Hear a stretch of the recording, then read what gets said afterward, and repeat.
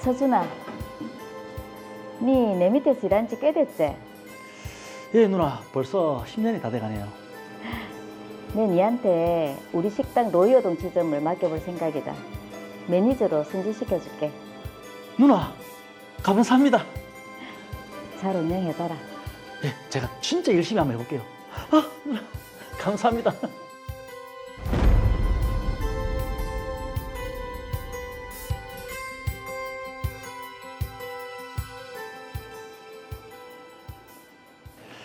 오늘 예약 손님이 5팀 있으니까 체크 잘하도록 하세요. 네, 알겠습니다, 매니저님.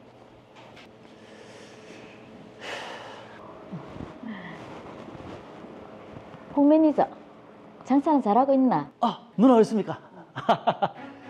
저는 오래전부터 식당을 운영해 왔습니다. 최근 사업을 확장하면서 여러 곳에 지점을 뒀고 가장 아끼고 믿었던 서준이에게 사실상 로이어동 지점의 운영 권한을 맡겼습니다. 그런데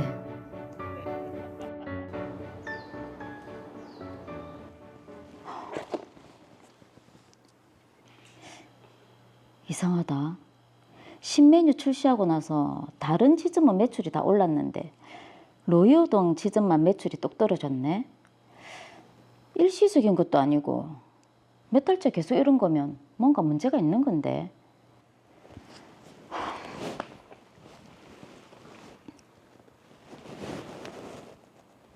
홍 매니저. 로이어동 지점 매출이 왜 점점 줄어드노? 아, 아무래도 지역 경기가 좀 안 좋아서 그렇습니다. 아무리 그래도 그렇지.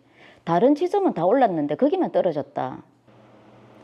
경기도 그렇고 아무래도 직원들 응대에 문제가 좀 있었던 것 같습니다. 제가 교육을 좀 잘 시키도록 하겠습니다. 계속 핑계를 대네. 안 되겠다. 내가 직접 가봐야겠다. 매니저님, 밑반찬 남은 거 전량 폐기할까요? 폐기는 그냥 테이블에 내세요. 근데 보통 이틀 지나면은 폐기하는 게 원칙. 그 참, 아니 상하지도 않았잖아요. 나는 급한 볼일 있어서 잠깐 나갔다 올게요.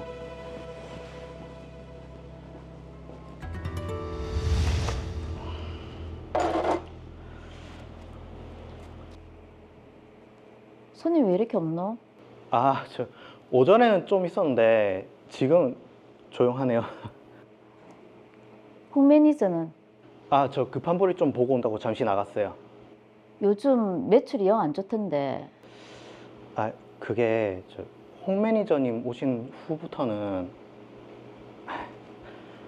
저도 잘 모르겠습니다. 아, 저기 손님이. 네, 어서 오세요. 뭔가 수상한데. 홍 매니저 뒷조사를 해봐야겠네.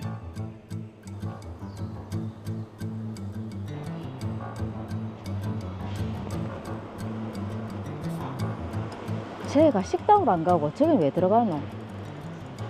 로아 식당? 최근에 새로 개업한 식당인데.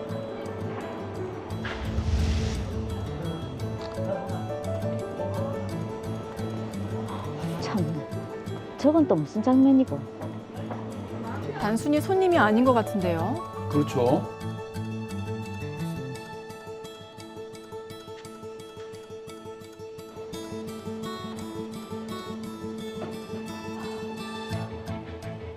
아까 홍 매니저가 들어갔던 곳이 로아 식당이지. 우리 식당이랑 메뉴가 똑같네. 거기다 최근에 출시된 신메뉴까지. 가격은 더 저렴하고. 대표자가.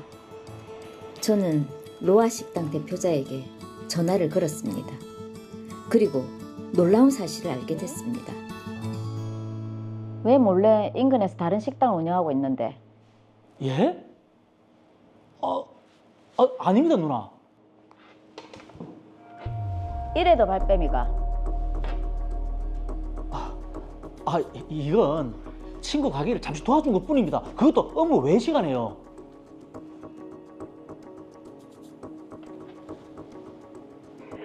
친구 부탁으로 사업자 등록상 대표자 명의만 빌려줬을 뿐입니다. 저는 가게에 나가지 않았고 실질적인 대표는 홍서준입니다. 조사를 다 하신 거죠. 이래도 아니라고? 아니, 왜 나무 뒷조사를 합니까? 기분 나쁘게. 그만두면 될 거 아닙니까? 에이, 진짜. 아니 뭐 저런 자식이 다 있노?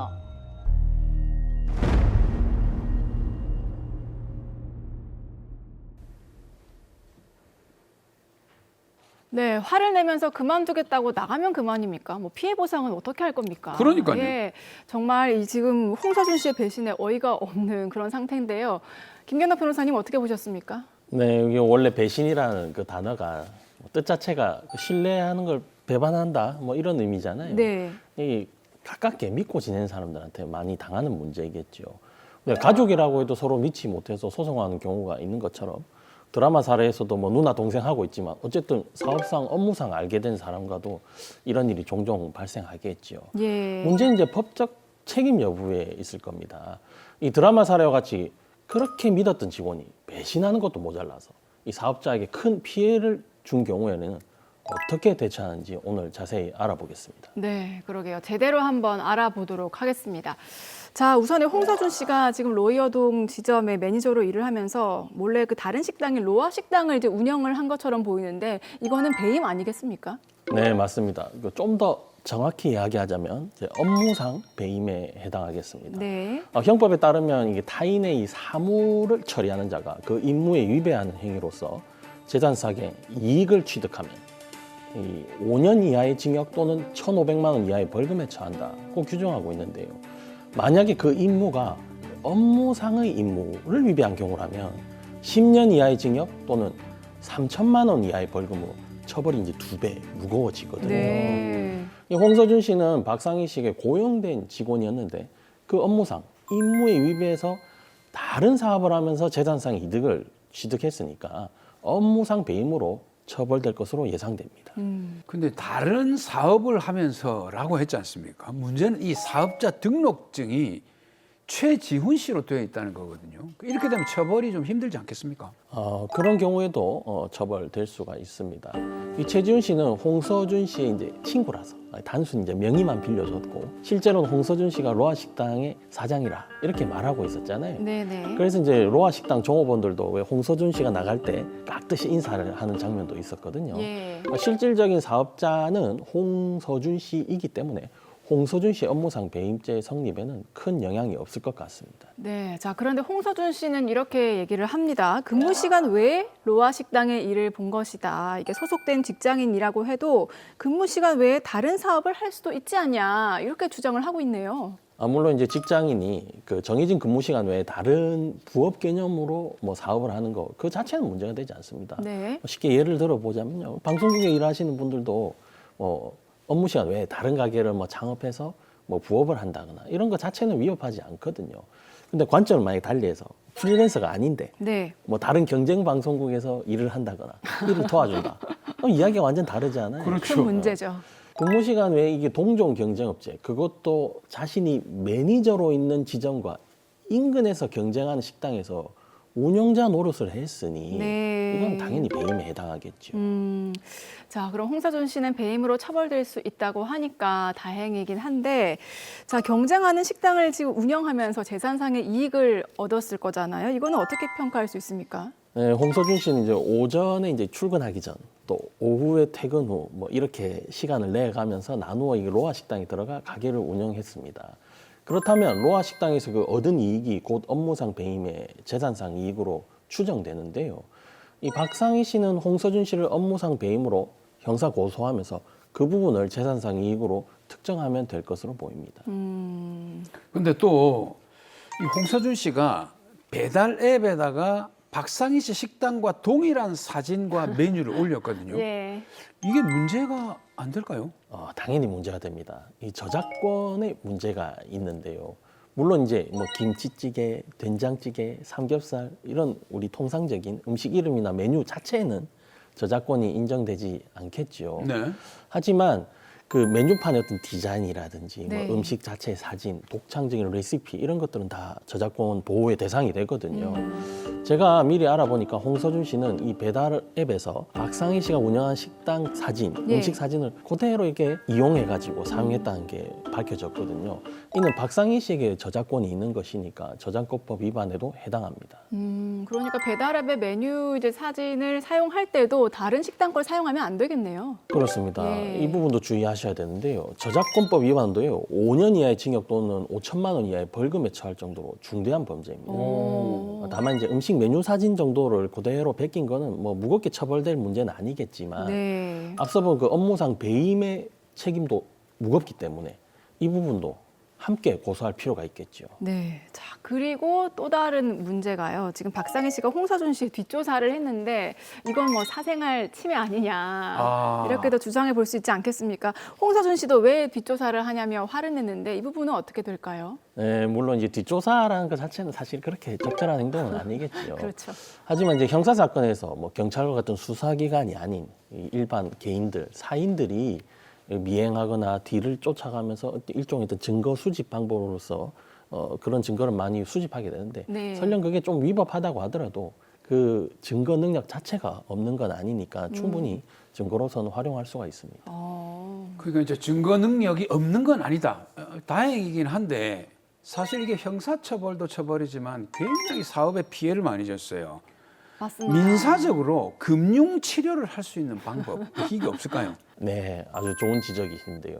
이게 업무상 배임에 해당하니까 당연히 불법행위가 되겠죠. 그렇죠. 그럼 불법행위에 따른 민사 손해배상 책임을 묻는 소송을 제기할 수 있습니다.